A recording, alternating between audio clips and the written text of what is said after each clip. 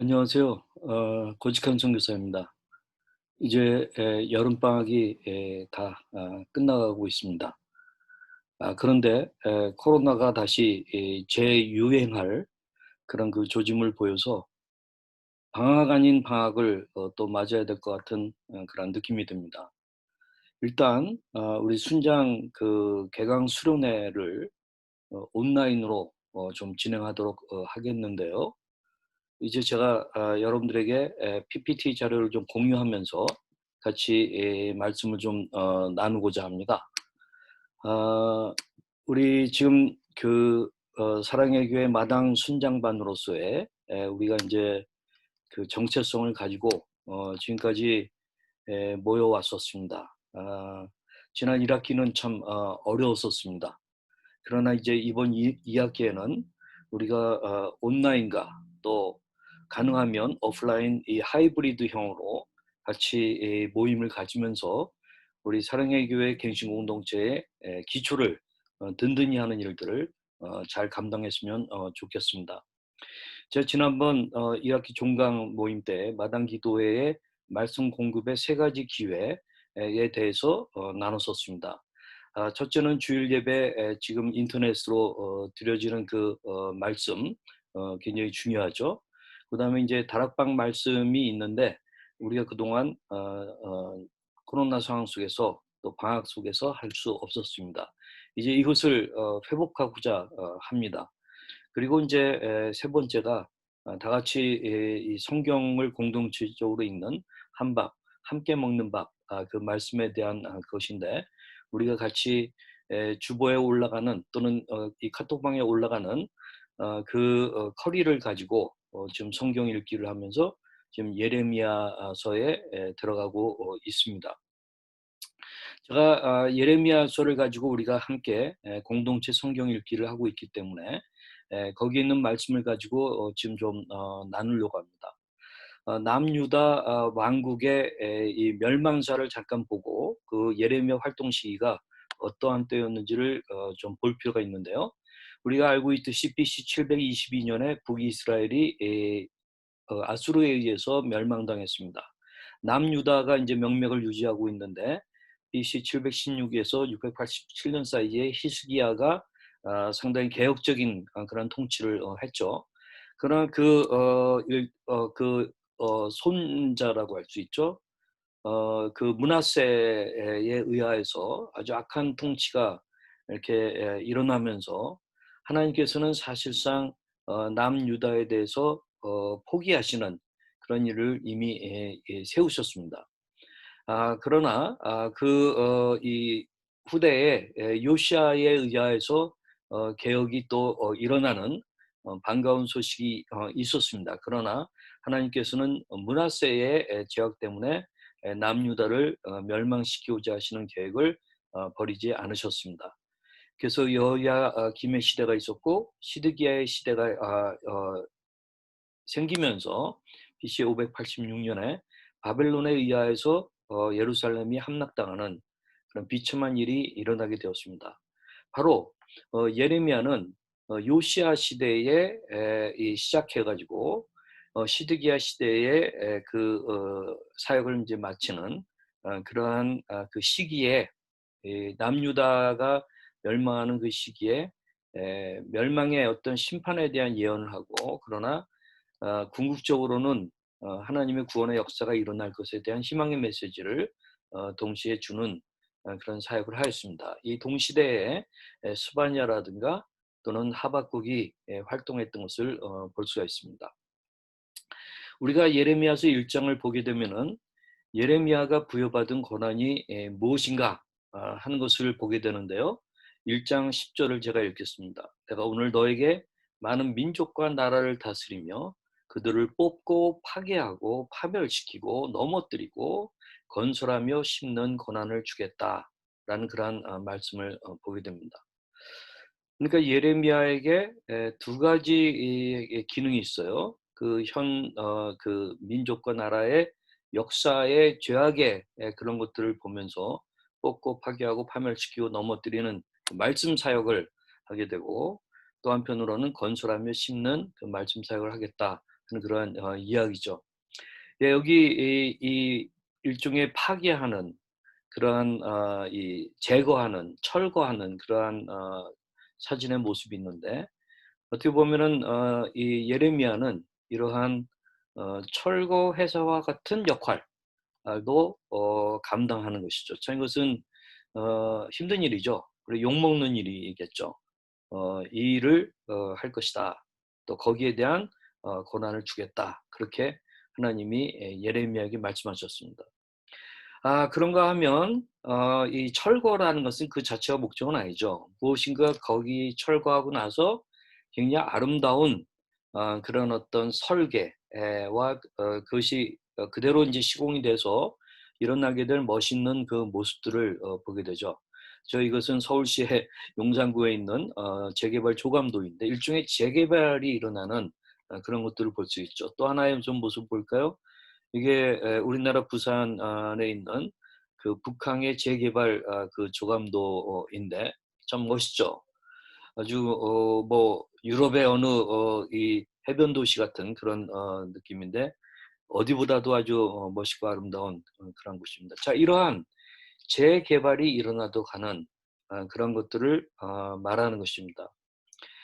근데 우리가 예레미야가 부여받은 권한을 놓고 우리가 마당 기도회의 성도로서 우리 마당 기도회가 부여받은 권한은 무엇인가 하는 것을 한번 생각해 볼 수가 있습니다. 예레미야 1장 10절에 다시 한번 읽습니다. 내가 오늘 너에게 많은 민족과 나라를 다스리며 그들을 뽑고 파괴하고 파멸시키고 넘어뜨리고 건설하며 심는 권한을 주겠다. 이것은 하나님의 뜻에 부합하지 않는 그런 어떤 사람들, 사회 또는 조직 또는 교회와 관련하여서 우리가 이 시대에 하나님의 사람으로서 말씀을 통하여서 그들의 잘못된 것을 선지자적으로 지적하고 얘기하고 그렇게 되면 그것이 뽑고 파괴되고 파멸되고 넘어뜨려지는 그런 일들이 일어날 수 있겠죠.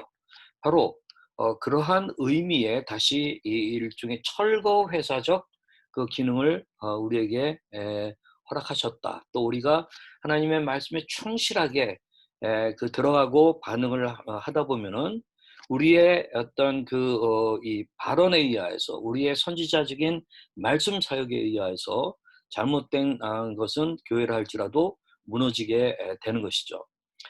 교회 너머의 교회라고 하는 아주 이 교과서적인 그러한 책이 있습니다. 알렌이라고 하는 캐나다 이 교회학자 또 선교학자가 쓴 책인데요. 여기에서 알렌이 하는 말에 아주 중요한 의미가 있는 것이 있습니다. 분열과 와해에 직면한 수많은 교회들이 이 전 세계적으로 지금 절망하고 있습니다. 근데 저자는 이런 현상을 하나님이 교회의 관심을 근본적으로 바꾸기 위해서 사용하시는 성령의 역사라고 확신합니다. 물론 모든 교회의 이 분열에는 그 헤게모니 문제라든가 아주 그 속물적이고 또 이 어떤 잘못되어 있는 그런 요인들이 있습니다. 아, 모든 그 분열의 역사를 다 성령의 역사라고 미화할 수는 없습니다. 그러나 하나님께서는 그 모든 것들을 사용하셔서 하나님의 주권적인 뜻에 따라 이끌어 가시는 것이라고 볼 때에 또 특별히 하나님의 사람들이 말씀에 입각하여서 선지자적인 그런 삶을 살고 또한 사역을 해서 일어나게 되는 어떤 교회에 분열이 있다든가 와해가 있다든가 한다면 그것은 분명히 저는 성령의 역사라고 확신하고 우리 갱신 공동체는 그러한 점에서 우리 하나님에 의하여 귀하게 쓰임 받았다고 저는 믿습니다. 그러나 이러한 뽑고 파괴하고 파멸시키고 넘어뜨리는 그러한 사역 외에 더 중요한 것은 건설하며 심는 그러한 일이겠죠. 일종의 건설 회사와 같은 그러한 일이라고 얘기할 수가 있겠습니다. 아마 이 대한민국의 이 건설 회사 가운데에서 이 그 현대건설을 그 존재감을 모르는 사람은 없을 거고 부정할 수가 없을 겁니다. 아마 그런 점에서 1947 년에 현대건설의 인제 창업주인 이 정주영 씨가 현대토건사를 설립한 그런 모습인데, 저는 한국 이 현대사에서 정주영 씨가 이 어떤 건설하는 그 일들에 있어서 아주 대표적으로 쓰임 받은 것을 보게 되는데요. 거기에 역사적인 평가는 뭐 나중에 해야겠습니다만, 그래도 많은 사람들이 현대건설의 이 정주영 회장의 건설의 의지와 그 업적에 대해서는 상당히 수긍하는 것이 아닌가 하는 생각을 갖습니다. 근데 우리 한국 교회와 관련해서 이 건설적인 면에서 공동체를 세우는 면에 있어서 저는 획기적인 전환점을 이루게 된 분이 바로 우리가 영향을 받았고 우리가 사랑하기도 했고 또 그분을 존경하고 사랑하기 때문에 안타까워하면서 또 때로는 좀 우리 오카는 목사님에 대해서도 비판적인 그런 입장을 우리가 갖게 되었죠. 아마 이 비판적인 입장을 가진 것을 우리 오카는 목사님 무엇보다도 기뻐하실 것이라고 저는 믿습니다. 사실 우리 옥한 목사님께서 이 한 영혼을 이 정말 천하처럼 귀하게 여기는 그러한 한 영혼 철학으로 사람들을 복음으로 변화시키고 그들로 하여금 이 소그룹적인 그러한 일들을 하면서 공동체가 형성되게 하고 그러한 작은 그 소그룹들이 큰 교회 공동체를 이루도록 하면서 이것이 재생산되고 확산되고 하는 가운데 우리 한국 교회에 많은 그러한 영향을 끼쳤고 전 세계적으로 여기에 반응하는 그러한 교회들이 많이 일어났던 것을 우리는 알고 있습니다. 우리는 그 전성기를 거쳤습니다. 거기서 그때 받은 그러한 은혜가 우리에게 굉장히 크고 그때의 그 자부심도 굉장히 큽니다. 그러나 우리가 또 이 좀 오만했었고 분별력이 약했고 그런 가운데서 여러 가지 후임자의 리더십 문제라든가 등등 여러 가지 그 사건들을 겪으면서 이 자리에 겸허한 마음으로 서게 되었습니다. 그러나 우리가 분명하게 알아야 되는 것은 오카노 목사님이 이 에베소서라든가 사도행전이라든가 성경의 기초에서 하나님 나라의 왕국을 세우는 그러한 교회를 세우는 그러한 철학과 방법론을 강력하게 제시하고 보여준 그것을 우리가 다시 한번 되새길 필요가 있다고 저는 생각합니다. 그런 점에서 지금 8년째 들어가고 있는 갱신 운동이 일어나고 있는데 갱신의 그 공식은 제가 리뉴얼 R은 2P 해서 여러 차례 말씀을 나눴었습니다. 하나는 프로테스팅 하는 거. 이건 뭘까요? 철거회사처럼 잘못된 것들을 뽑고 파멸시키고 어떤 뿌리를 뽑는 그런 프로테스팅에 대한 것입니다. 저항하는 것이죠. 불의에 저항하는 것이죠.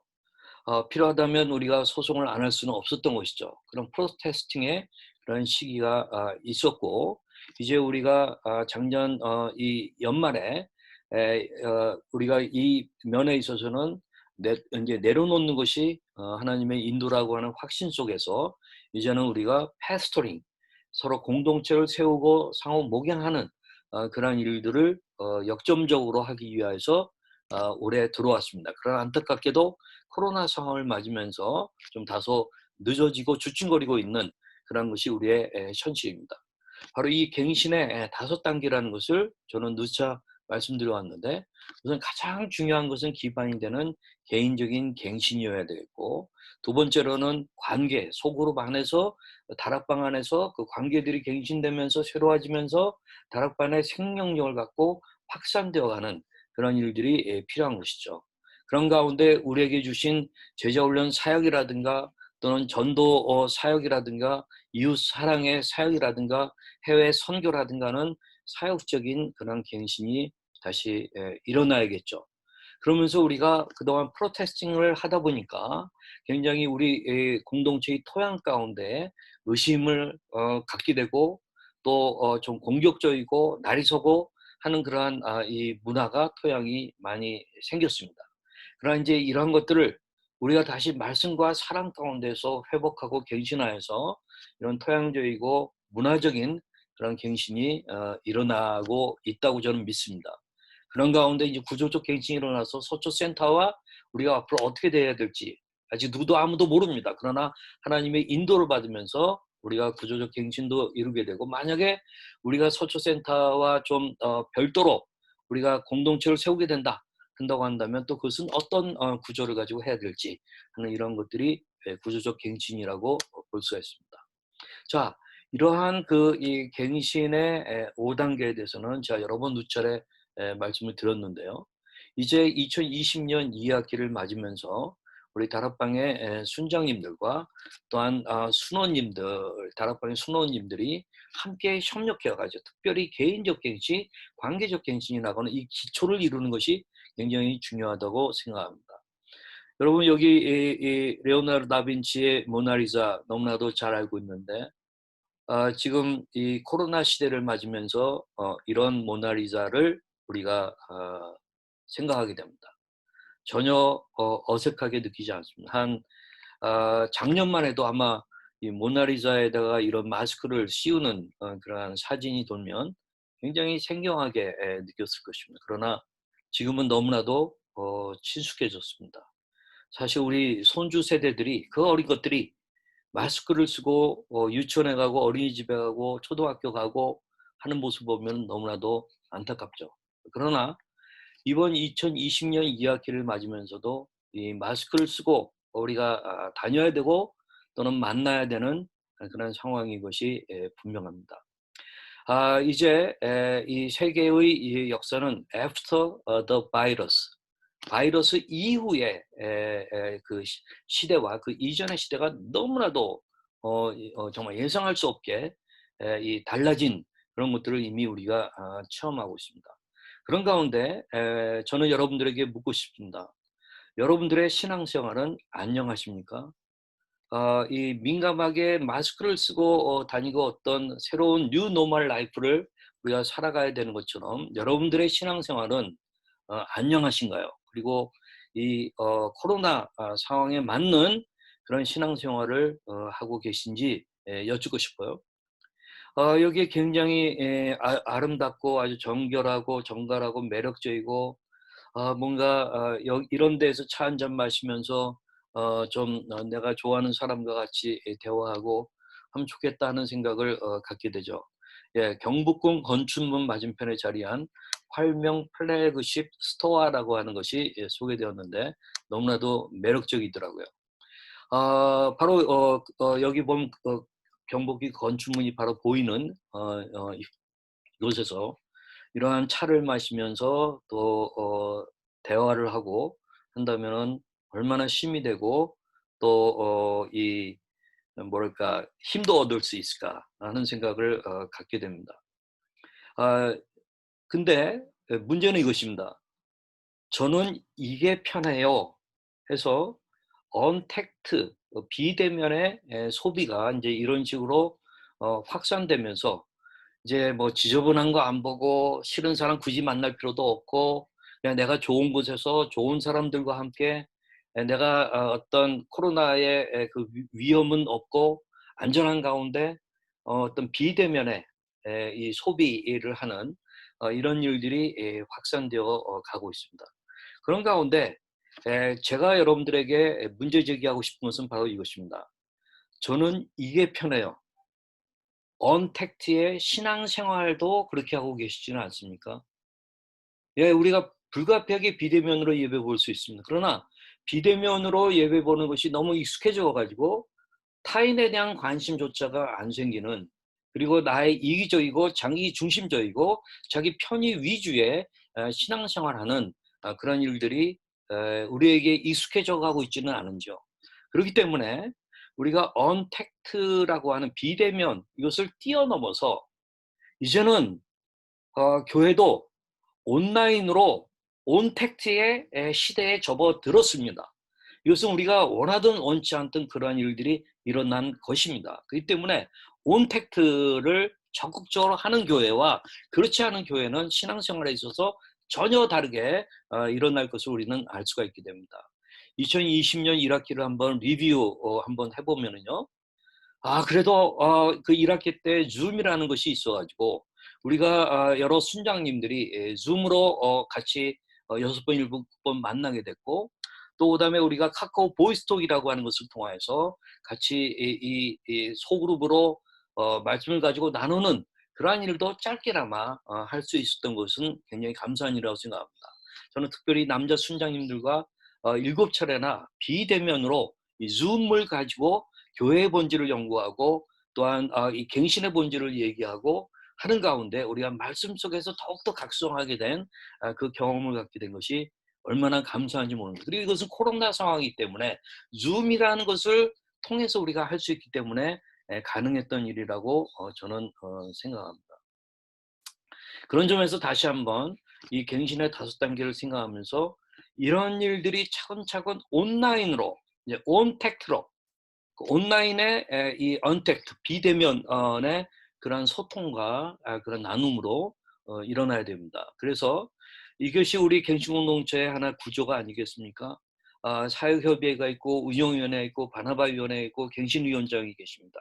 그리고 그 위에 머리가 되신 분은 예수 그리스도십니다. 근데 예수 그리스도의 몸된 교회, 우리 공동체가 활성화되려면 각 셀, 일종의 다락방, 이것이 이 말씀 속에서 성령 안에서 활성화되어야 되는 것이 아니겠습니까? 이 기운이 위로 올라가는 가운데 이 갱신 공동체가 점점 더 활력을 얻게 되고, 좋은 그 리더십 속에서 함께 같이 하나님의 인도를 받는 그런 일들이 일어날 것이라고 저는 믿습니다.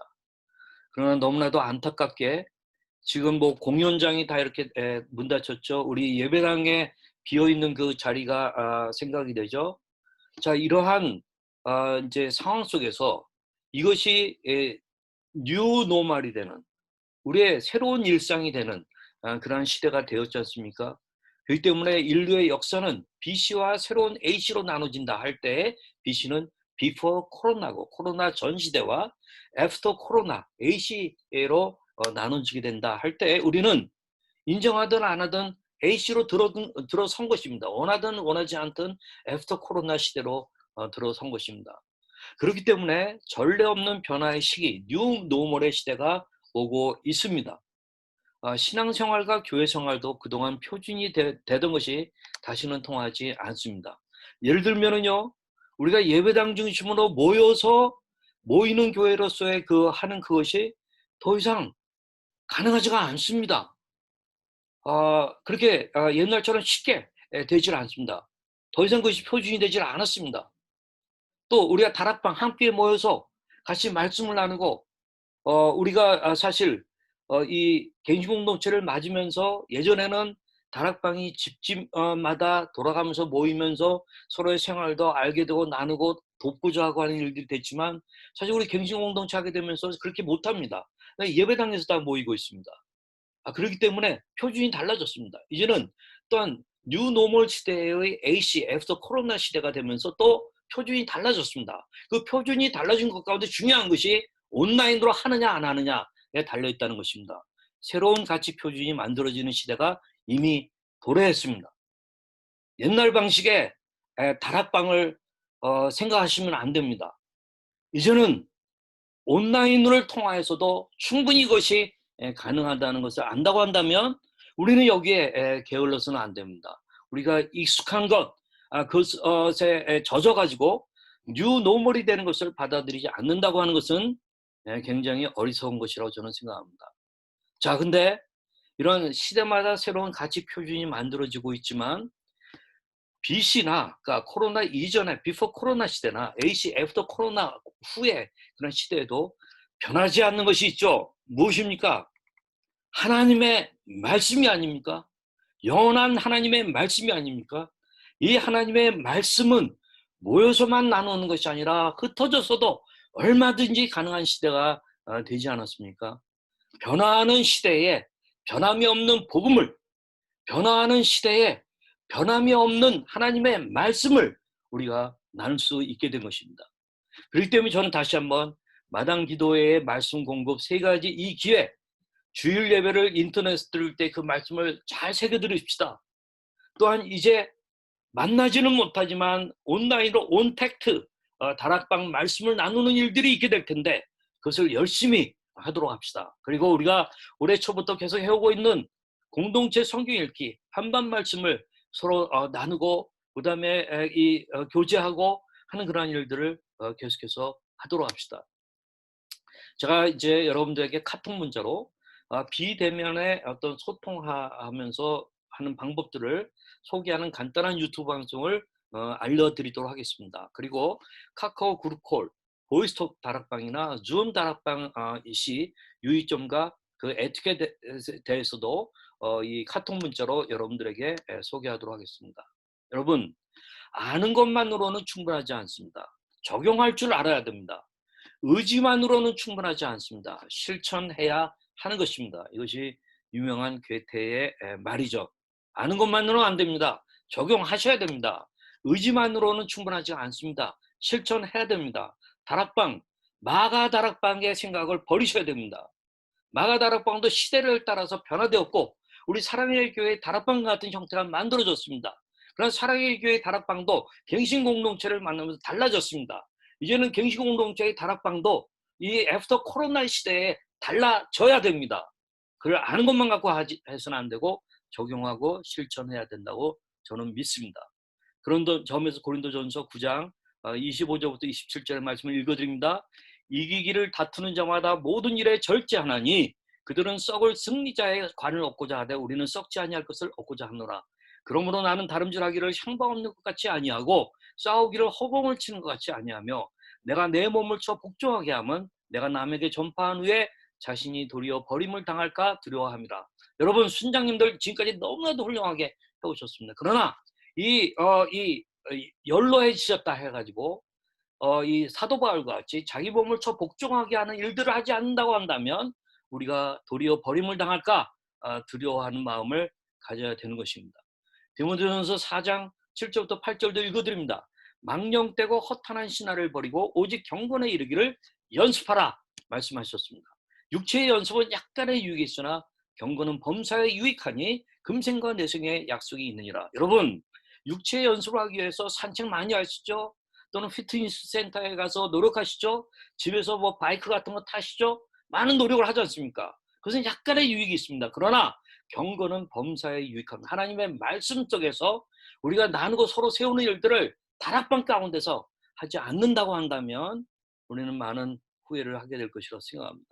골로새서 1장 28절에 우리가 그를 전파하여 각 사람을 권하고 모든 지혜로 각 사람을 가르치면 각 사람을 그리스도 안에서 완전한 자로 세우려 하심이라. 그래서 우리가 완전한 자로 되고자 하는 소망을 가지고 다락방 가운데 서로 격려하는 그런 일들이 일어나기를 바랍니다. 여러분 A시 애프터 코로나 시대에 방법들은 많이 변할 수밖에 없습니다. 우리가 익숙하지 않은 그런 것들을 해야 됩니다. 그러나 영원한 하나님의 말씀은 코로나의 상황 속에서도 영원한 하나님의 말씀으로 역사하십니다. 생명의 말씀입니다. 여러분 이 말씀을 온라인을 통해서 할 수 있는 방법이 열렸는데 우리가 이것을 싫어가지고 배우기 싫어서 안 한다든가 익숙하지 않아서 안 한다든가 하는 것은 하나님의 분명하신 이 시대를 향한 뜻을 거역하는 것이라고 저는 생각합니다. 여러분 힘들어도 우리가 같이 서로 온라인으로 서로 만나고 서로 대화하는 가운데 그리스도 안에서 완전한 자로 세워지는 그 일들을 잘 감당할 때 저는 갱신의 역사가 열릴 것이라고 하는 것을 믿습니다. 그런 점에서 여러분 이제 정말 서로 격려하는 그런 좋은 다락방을 경험할 수 있기를 바랍니다. 감사합니다.